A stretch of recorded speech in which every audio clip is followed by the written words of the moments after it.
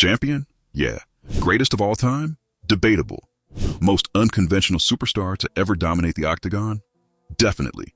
George St-Pierre, GSP, the brilliant OCD-riddled karate-chopping Canadian who didn't just win fights. He solved the freaking puzzle of MMA. But behind the legend, there's a lot of stuff you've never heard. Prepare to have your brain Ronda Rousey'd. We're dropping 10 insane things you didn't know about George Rush St-Pierre. Let's get to it.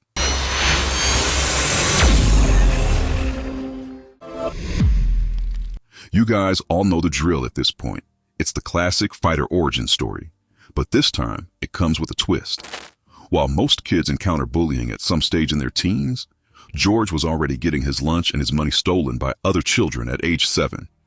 He was so troubled by one particular bully that he began to train in Kyokushin karate just so he could defend himself. So when most kids were putting all of their focus into cartoons and simply having fun, GSP was learning the basic skills that would eventually make him a millionaire. He retained his karate training through his adolescence too, eventually using the kicks and bouncing footwork of the art form when he transitioned to mixed martial arts. He was pretty darn good at it too, managing to earn a second Dan black belt by the time he was only 12 years old. If there's one constant through line in GSP's life and career, it's that he was a total natural at everything he attempted to do in the combat sports world. In other words, he was born to be a fighter. George didn't have a simple and narrow pathway to mixed martial arts.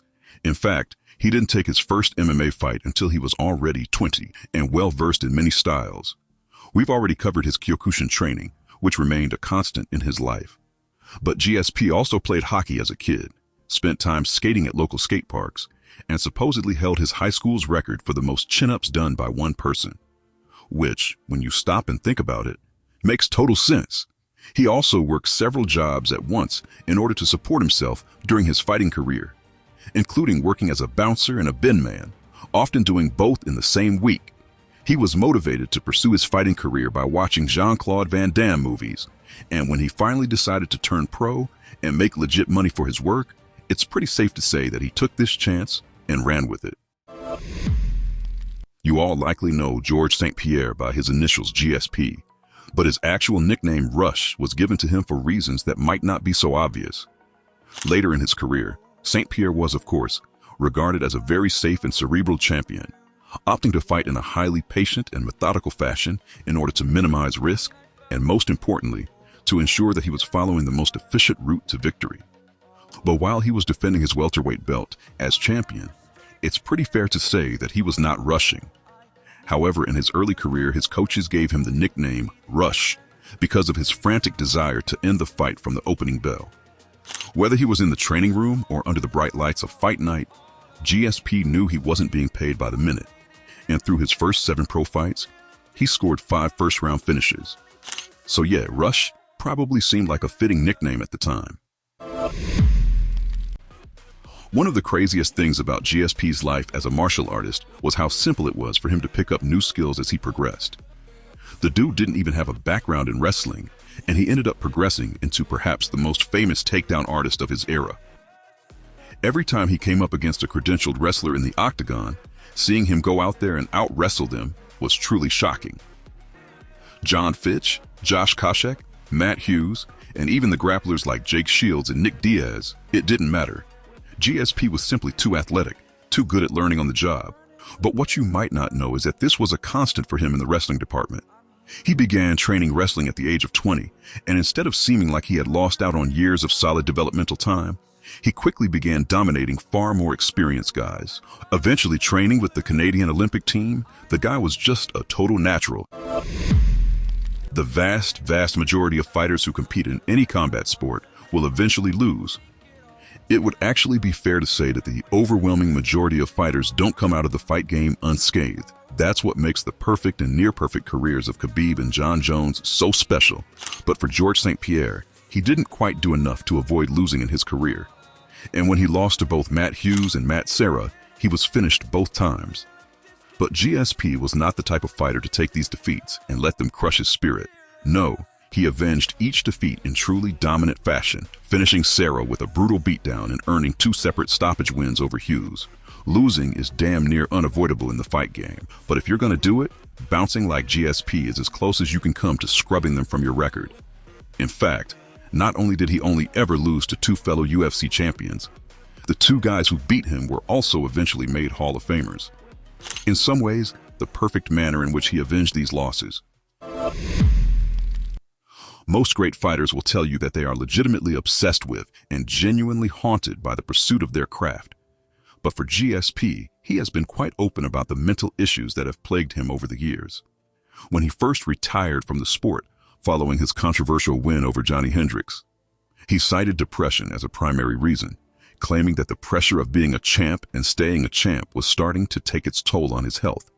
He, of course, worked through this and came back to defeat Michael Bisping nearly 4 years later to regain champ status. But what you probably don't know is that GSP suffers from an obsessive-compulsive disorder and did for the entirety of his career.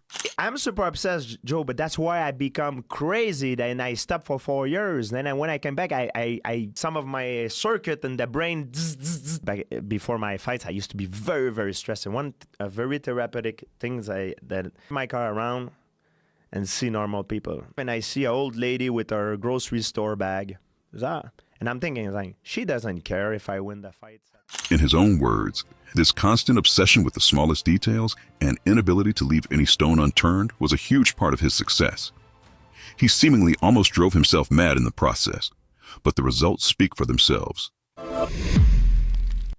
One other thing that led to GSP's first retirement following that clash with Big Rig Hendricks was constant fears over head trauma and general CTE-related issues in his later life. George has always been pretty open about the damage that his fighting career caused to him, and in one infamous interview with Joe Rogan on the Joe Rogan Experience podcast, he explained how he has always held a fear of being abducted by aliens, and that at a certain period in his life, he was experiencing gaps in his perception of time. Like time was skipping ahead rapidly without him even realizing it. In this interview, you can tell that GSP was already regretting speaking so candidly for fears of giving his manager a PR nightmare. That knocked out, I got so scared that it happened again. It's the most humiliating day of my career. I was so angry. Like I said, I was like putting too much on myself. It started there. It's like I didn't even want to go to buy eggs at the grocery store because people, they look, oh, you got knocked out. I thought everybody cares about it.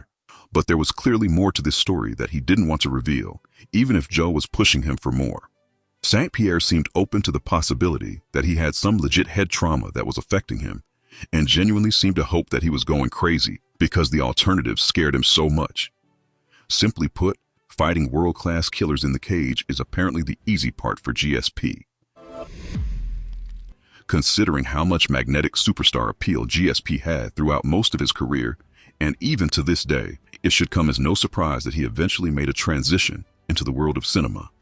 Like many fighters, he got his first taste of the big screen in lower-budget action movies early on, appearing alongside fellow Octagon legends Rampage Jackson, BJ Penn, Anderson Silva, and more in the critically panned Never Surrender. But once he closed the door on his fighting career for the first time in 2013, he made a legitimate dent in the mainstream movie world when he appeared in Captain America: Winter Soldier, fighting Chris Evans' titular character in a memorable scene as the villain, George Batroc, an Algerian mercenary who has his roots all the way back in the 60s in Marvel Comics. He reprised this role for 3 episodes in the Disney Plus show Falcon and the Winter Soldier, and even lent his voice to the character in the series Marvel What If. Overall, it's certainly not a bad resume for a former fighter. That much is clear. Over the course of his fighting career, George St-Pierre became the face of the UFC, a true superstar around the world and a hero to those who shared his Canadian heritage.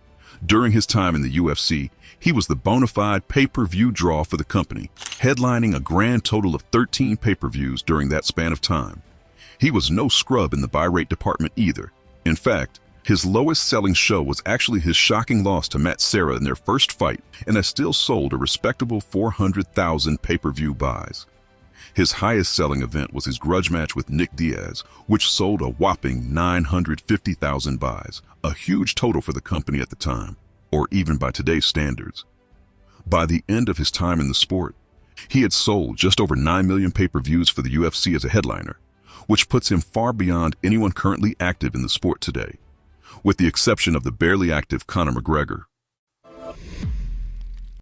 The door has long been shut on a return to fighting for Georges St-Pierre, with him now past his 40th birthday and clearly enjoying other sides of life as a retired fighter. The one common trend between his two retirements from the sport was how much he angered UFC President Dana White for opting to walk away without losing his title first, leaving both the welterweight and middleweight divisions in a weird spot.